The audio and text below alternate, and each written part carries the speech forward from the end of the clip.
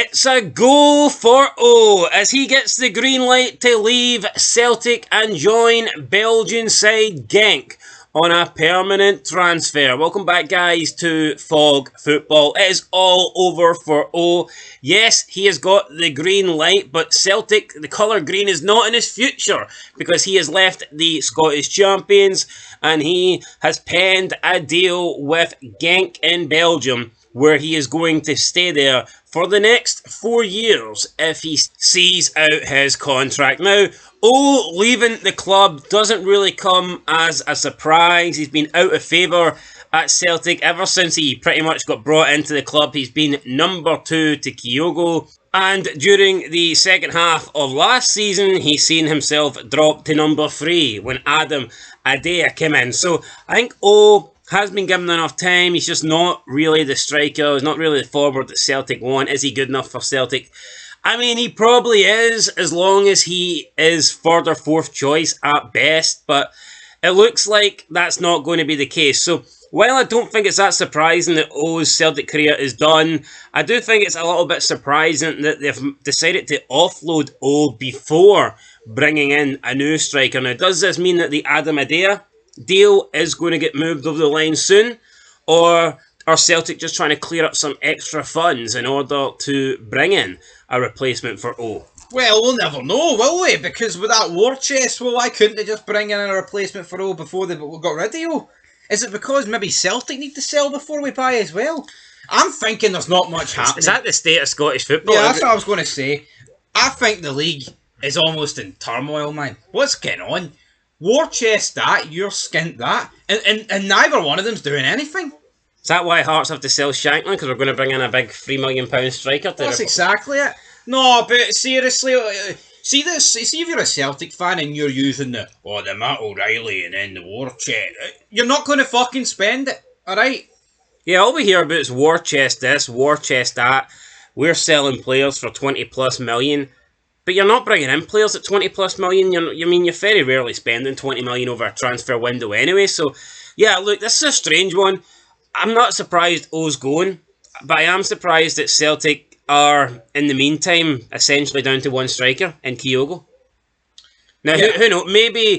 Maybe Celtic have already got the Adam Adea thing pretty much set up. Maybe they know that there's a deal in place. Maybe Norwich are planning on selling. Maybe it's just a matter of it being finalised. But right now, Celtic are currently sitting with one striker, and that is Kyogo. If you want to play Maida through the middle, I mean, that's fair enough. But right now, Kyogo's the only... Not only is he the main man at Celtic, he's the only man at Celtic in terms of the attacking positions. And I just think it's strange that Celtic have allowed themselves to get in this situation. I thought they would have brought in Adam Adea or brought in someone of a similar level and then perhaps move O on. I'm a little bit surprised that they've decided to move O on first. And when you see Celtic's reluctance to bring in players, when you see their inactivity in this window, the last thing they want to be doing is losing players in positions where they don't have a lot of options, and that is certainly the case for their striking options. So will this now force Celtic to actually get a move on and speed the process up? Because they can't afford to continue going the way they're going, especially like O's gone now. If they do sell Matt O'Reilly, for an instance, I mean, surely they're to quickly get the replacement in the door. They can't be doing what they've been doing, and that's pretty much nothing. Sitting on their hands. I think even if you sign Adam a day after this, it's not good enough. Because you're one injury away for the two of them of just being stuck with a guy for 6 months playing weak. And Rangers had the exact same thing with Dessers. Everyone get injured, and it was Cyril Dessers up front every game. Yeah, even the lower clubs in Scotland should have more than 2 strikers. Especially, never mind Celtic and Rangers. You factor in the European games as well. I think Celtic and Rangers should have like 3 or 4 recognised. Like the year Rangers won Title 55, they had 4 good strikers. Defoe, Morelos, Itten, Roof. Yeah. So, I mean, that's what you need. That's what you want. And obviously, Itten was 4th choice, but he still got quite a lot of game time. Greg Stewart as well.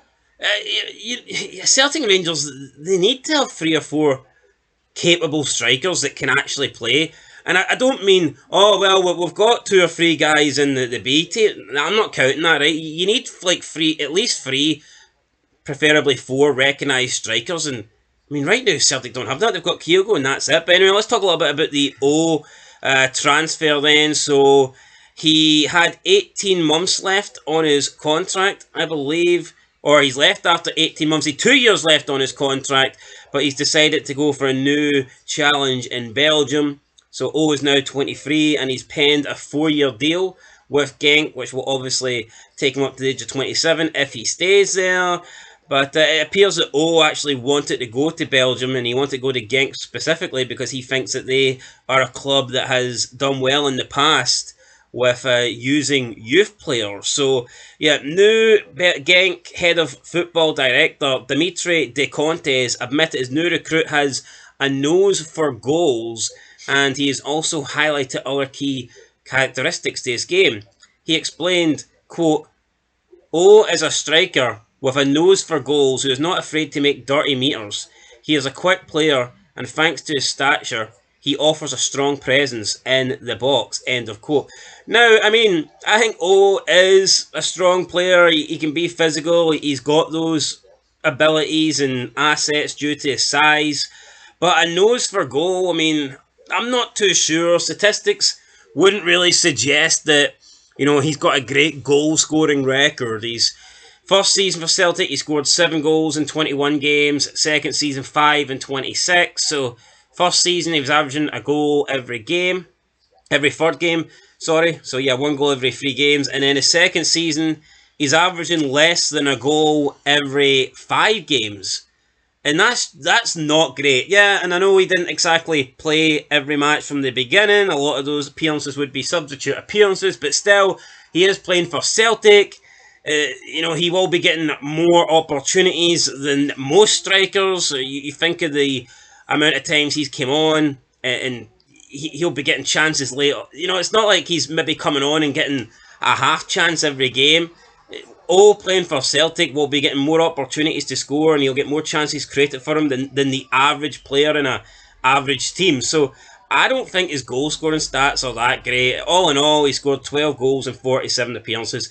It's not horrible by any means, but I certainly wouldn't describe that as a nose for goal. No, it's not a nose for goal, but I've got a nose for bullshit because, right, apparently this is rumoured to be 4 million, right? Celtic's bid for Adam Adair was about 4 million, 4.5.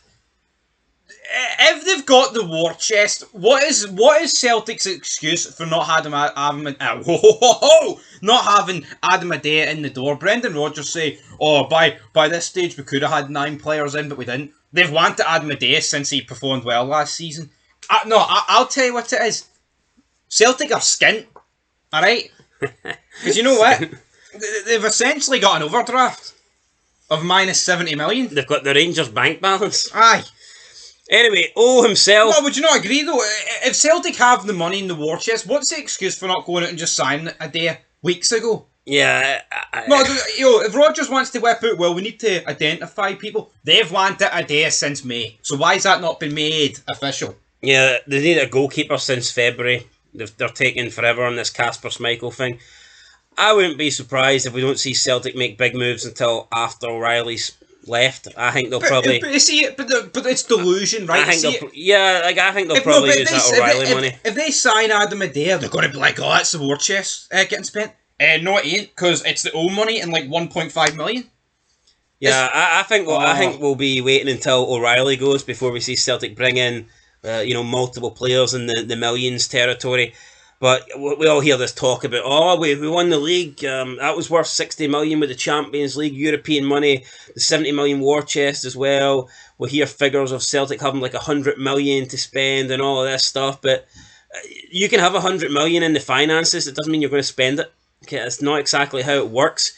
What money you have in the finance, your finances and your transfer budget isn't the same fucking thing, So I think some people need to understand that. Just because Celtic have that money doesn't mean they're going to spend it.